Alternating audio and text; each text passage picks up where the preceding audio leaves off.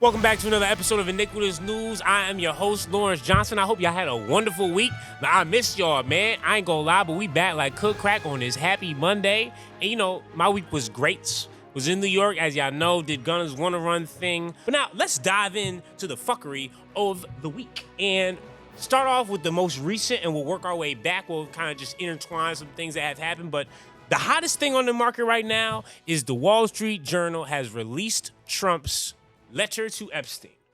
How they got their hands on that, I don't know. I don't know if Ghislaine or Ghislaine, how the fuck you say that terrible devil's name, but I don't know if she's releasing that. I don't know if somebody that's like working within the FBI or Mossad, I don't know.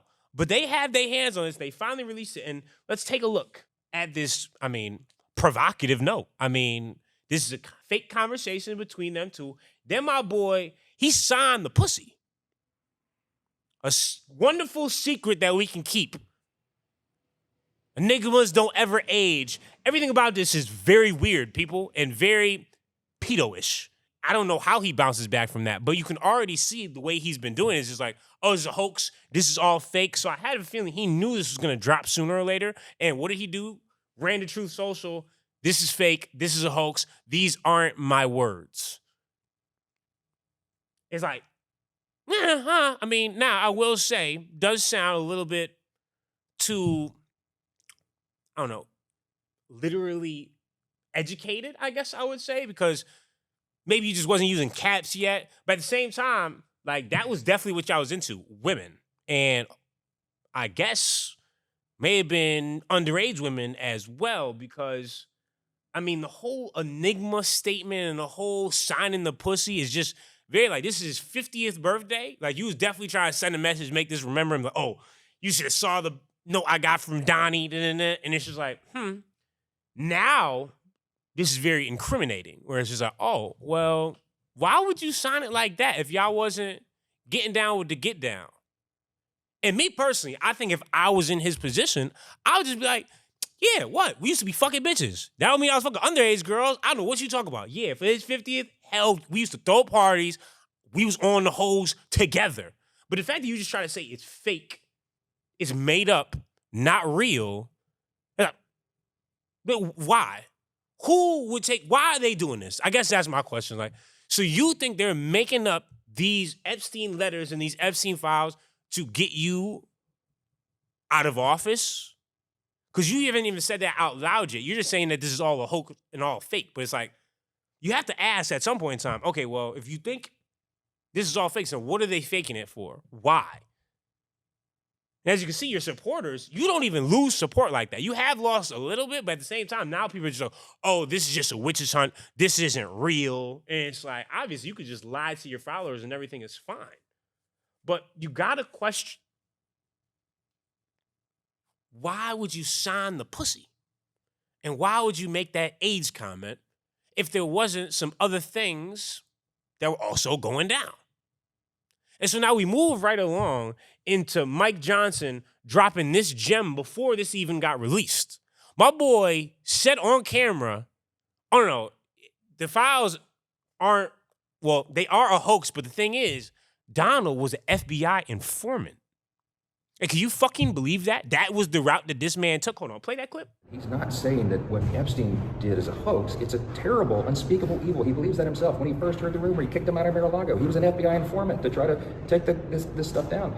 The president knows and has great sympathy for the women who have suffered these unspeakable harms. It's detestable to him. He and I have spoken about this as recently as 24 hours ago. An FBI informant.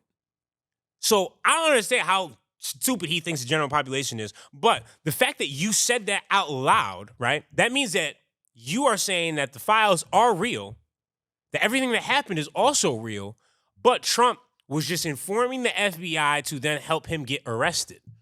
He was an undercover agent, basically CIA operative, and you chose not to say anything about that information until now, awkwardly on camera, just asked a random question. You could clearly see these people are just literally throwing anything at a dartboard just to see what sticks. Where it's like, you know what? Oh, they believe that shit. I don't understand who met in this team huddle and was like, hey, all right, you know what? I'm thinking FBI informant. We haven't went with that one yet. They was close, they was friends, but they weren't really friends. He was actually 22 Jump Streeting them, undercover, working behind closed doors, a white hat pedophile. So he was hanging out at the island. He was doing all these things, but really just taking notes and being like, oh, gotcha, gotcha, gotcha. Are you fucking kidding me?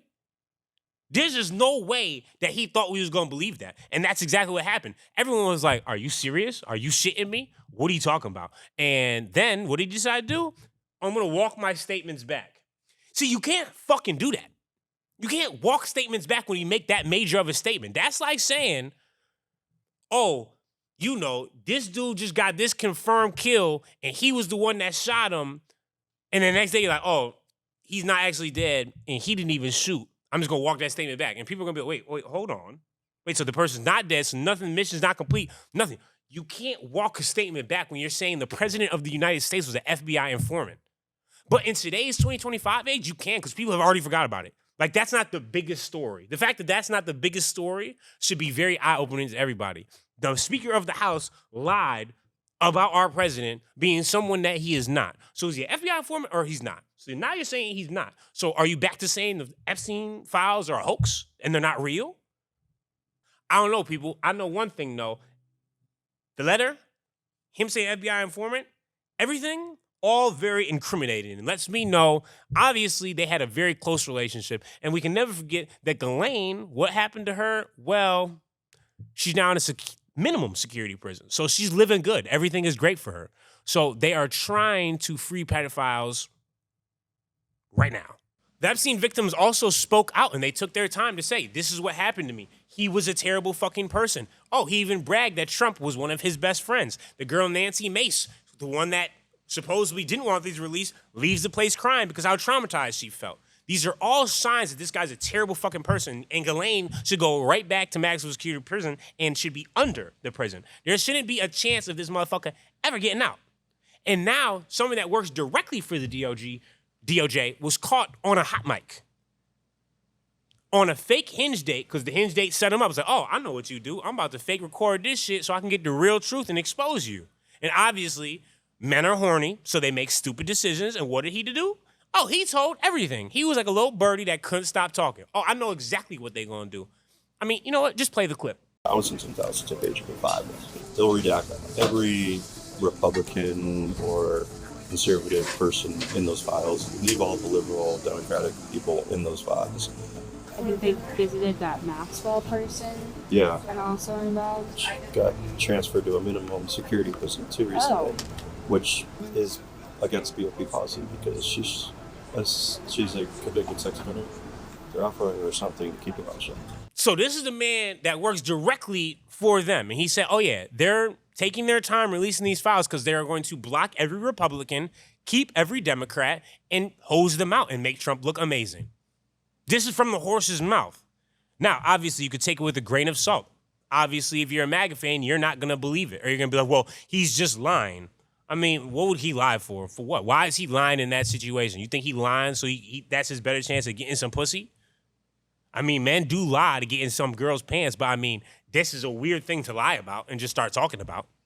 And I knew that it must have been a terrible lie because then the DOJ rushed and panicked and posted a notes apology app. Like, this is our actual government, people. Sometimes I'm surprised my damn self. And they tried to say, oh, I didn't know I was being recorded. I didn't know that all this was being said. This is just my own opinion. I'm sorry. I was on a hinge date. If I knew she was a reporter, I wouldn't have went on another one. So basically, you're just a stupid idiot that's in a dumbass position because it was handed to you because they thought you was a Trump dick sucker. But now you're actually exposing yourself and being real and saying, oh, yeah, we're trying to cover up the Epstein files live in action and blocking every single name that's associated with us. When really, left and right, everybody should be exposed. Prince Andrew, little bitch ass too. And Epstein files should be released. But now, no, my bad. I'm backtracking. I'm so sorry. All that was a lie. I was just under the spell of the pussy. My bad. I be feeling disrespected of how stupid that they think we all are. It really makes me upset. And trying to just wipe it under the rug like nothing happened. Because they are also taking funding away from child trafficking. They're like, oh, this can't be our main priority right now. That's really not that big of a deal. What we need to focus on is the illegal immigrants. It's like, okay, so what do they do as soon as they focus on the illegal immigrants? Well, they raid a Hyundai car, basically, not dealership, but they're building a bunch of shit there and arrest like 400 plus Koreans that are over here on work visas. Now, play this clip real quick.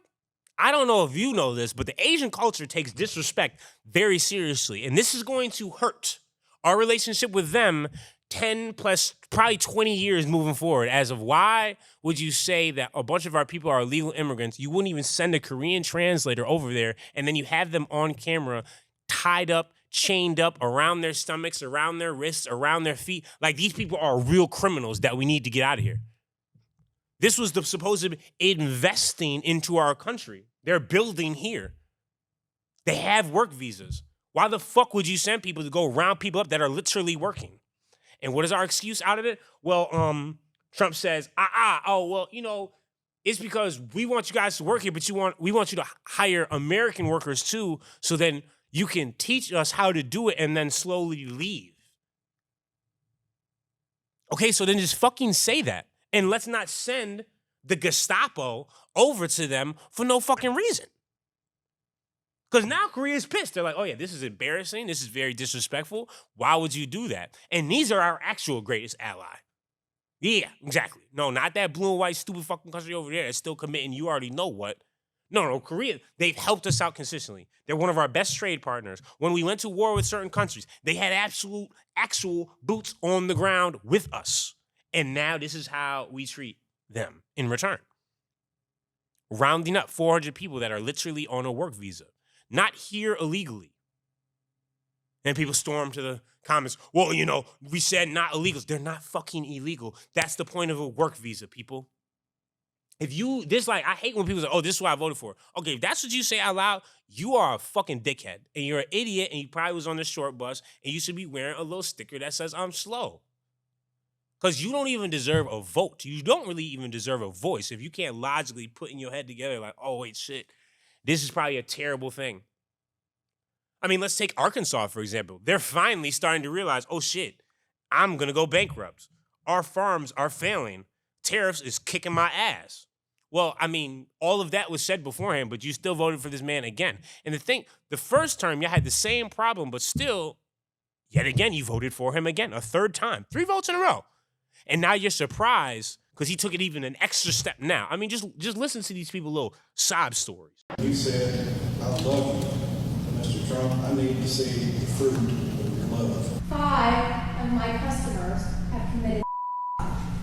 That's how serious that this is. And what it costs for us to farm is astronomical now. I farm with paid-for equipment. All my tractors are 50 years old, and I can't hardly make this deal work. That's what you voted for, right? I can't even feel bad. You guys are idiots. I don't understand. Like, I'm not surprised. I don't understand how y'all surprised. That's the thing, though. As a human, I may be a hater, but I hate when I see people suffer, even though they're fucking idiots. Because I know this shit sucks to be down bad. And especially when you've been successful as a farmer, now all of a sudden, your crops is going to shit. You can't do this. You can't sell that. This much more shit is expensive. Now you're worried about how you're going to pass this shit down. But I'm sorry. This is what you wanted. You guys didn't understand that really you were voting for a dictatorship, even though he was blatantly saying, I'm trying to run for a 3rd term. I'm going to just start customizing the White House like a Sims character. But y'all just turned a blank eye and said, oh, well, you know, it's Trump. Make America great again. He has our best interests at heart. He don't give a fuck about you. He like himself. He like his wife sometimes. I don't even know if that's really still his wife. He like his kids. And he like immediate other people that are also billionaires that can help him out to make more money. If you're not in that circle, fuck you. And now we've changed our name to Department of War. Not Department of Defense. Pete Hegseth is now Secretary of War. And he says, because we're going on offense. We're not trying to do this. We're trying to bomb people. And it's just like, holy shit, we have completely lost the plot. And then Trump said out loud, well, yeah, you know, we changed the Department of Defense because, you know, we got a little bit woke. We got woke? And decided to change it to Department of Defense? Do you understand what that means? After the war, he said we got woke. You do understand we dropped 2 nukes in Japan directly that ended the war just like that. And you said we got woke? I didn't know woke people was dropping nukes on anybody. But the fact that they're changing this name to the Department of War is very telling. Oh, we're going on offense? I mean, I know you're wondering, who's their first person that's going on offense? Well, guess what? Donald Trump let us know. It's ourselves. Department of War is attacking Chicago because how bad Chicago is. And my boy posted an AI picture, Apocalypse. I know, sometimes I'll even look at this and be like, wait, hold on. There's no way this is reality. We have to be living in a simulation. And obviously, there's a reporter that followed up on that. And it was like, so are you going to war with Chicago? What's going on? And Trump may have gave almost his most disrespectful answer to date. Take a listen. I don't go to war. Listen, be quiet. Listen. You don't listen. You never listen. That's why you're second rate. We're not going to war. We're going to clean up our cities. But really said, stop talking, listen. When you hear people say like, and he called her second rate, it makes like a slap in the face. And the fact that no other reporters had the balls enough to like stick up for her or say something back of like, oh, hold the fuck on. You the one that called the Department of War and posted the picture. What did you expect, dickhead? You don't think people are going to be like, oh, so you're attacking Chicago? But no, he's just cleaning it up by using the National Guard against his own citizens. And the Department of War is now going to war against Chicago. I mean, I don't know. The jokes sometimes just write themselves because this shit right here is egregious. And I don't know what direction we're headed in, but it's actually, I do know what direction. We're headed in a terrible one and very, very fast. You know why I also know this is because the special blue and white country, I finally figured out why I think our YouTube channel has not grown as much as a lot of people have thought. That's because Exhibit A, 50, 45, doesn't matter how millions of dollars to push Israeli propaganda on Google and YouTube, which also means they're spending money to not push it. AKA, a lot of the things we talk about, they probably hear it, oh, suppress that. Oh, don't let that go viral. Because if you look back at our engagement, comments, likes compared to views, everything should be most likely pushed out to new people and to a bigger growth and to a bigger network. But then when you have someone like this spending this millions of dollars to make sure that the certain country and certain people are talked good about, this is the type of things that happen. And so I kind of go back and forth like, okay, maybe I should change this into like a one-on-one podcast and then move the news segments to a Patreon. Where it's like, okay, I can maybe grow on Patreon. You guys, because I'll still do 3 episodes a week, but it's one of those things like, it's obvious that I'm versing a conglomerate. You know, understand what I'm saying? Like, I don't have millions of dollars to just push my shit ahead. You feel me?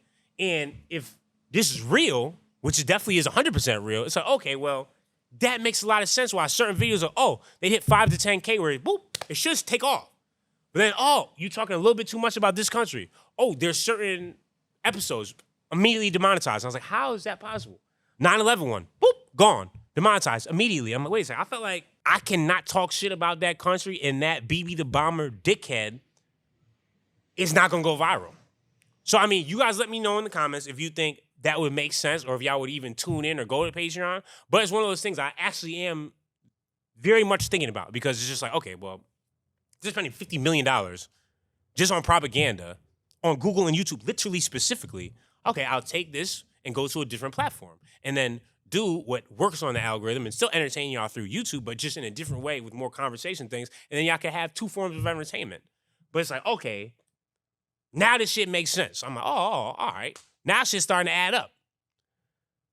But obviously, I'm not making that decision yet. So let's keep on talking shit about this stupid ass country while we're at it. So obviously, this random black dude who was like pushing left-wing propaganda has now all of a sudden just been going crazy with Israeli shit. And so he had Netanyahu on.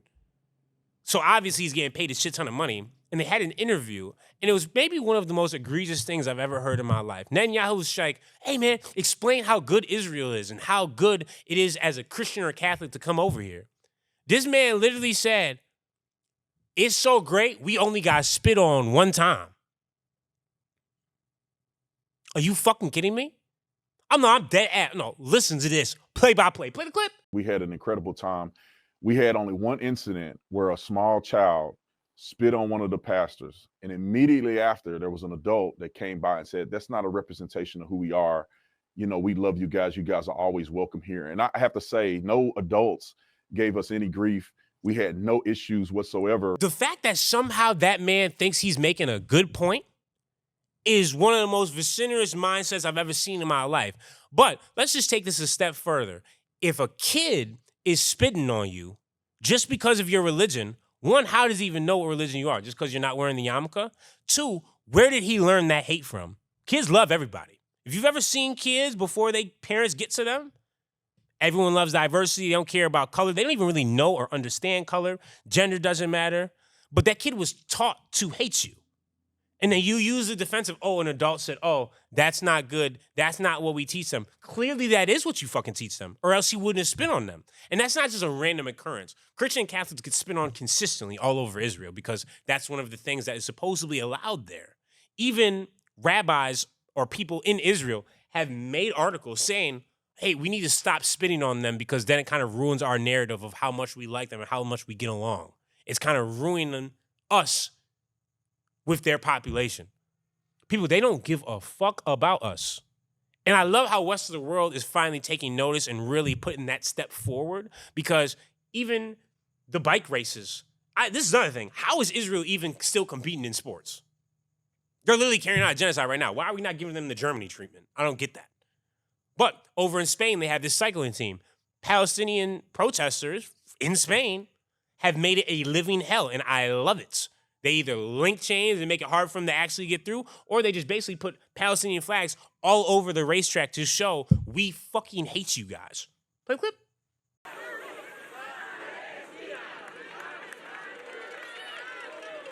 See, I love to see the world just all getting on the same page of, okay, this is not okay. We need you to stop this immediately. It's too bad that we're the ones that are funding it in the United States, because what has happened recently? Oh no, now they're bombing Gaza City, one of the only places that these people have any type of low-key protection whatsoever at. The genocide does not stop. And you may wonder why. Well, it's because we have people like Pete Hegseth that are literally saying out loud, oh yeah, we're going to bomb and attack people and do whatever we can possible to stop what the fuck is going on. And it's like, that sounds like a warmonger dictatorship that is literally going to attack people for no reason. I mean, listen. The War Department is going to fight decisively, not endless conflicts. It's going to fight to win, not to lose. We're going to go on offense, not just on defense. Maximum lethality, not tepid legality. Violent effect, not politically correct. Right? That sounds wildly aggressive, which would make sense to why, over the week, what did we do? We bombed a Venezuelan supposed drug ship. And they immediately unclassified this document and showed the video to the world as of like a gotcha of like, oh, look what we doing. Watch us. Yeah, you want to push drugs over here? We dropping bombs on y'all. And I mean, hold on, play the clip.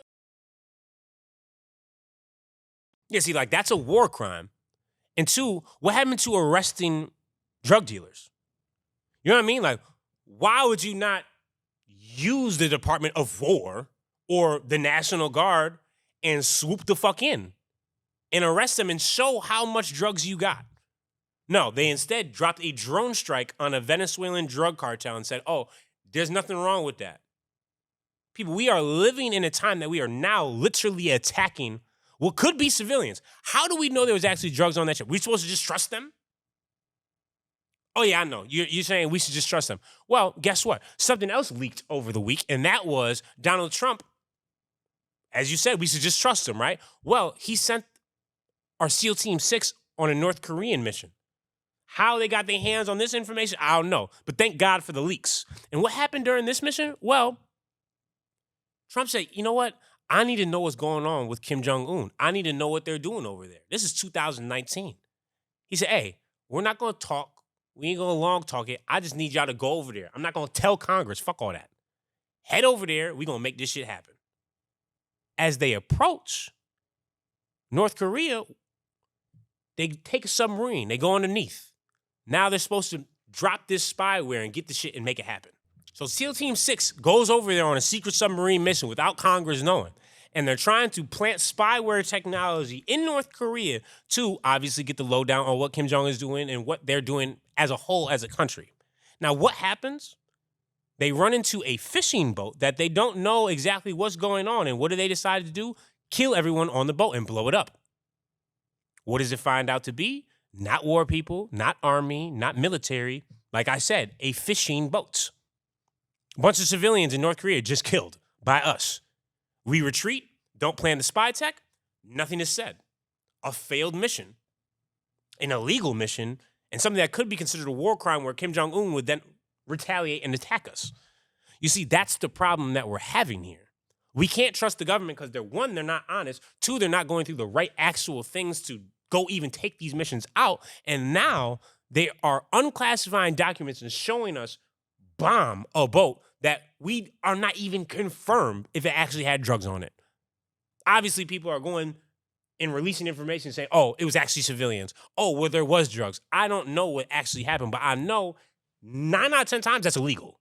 You can't just bomb some shit with literally not enough evidence. But like I said, I guess we have to just trust that they have the best interest at heart.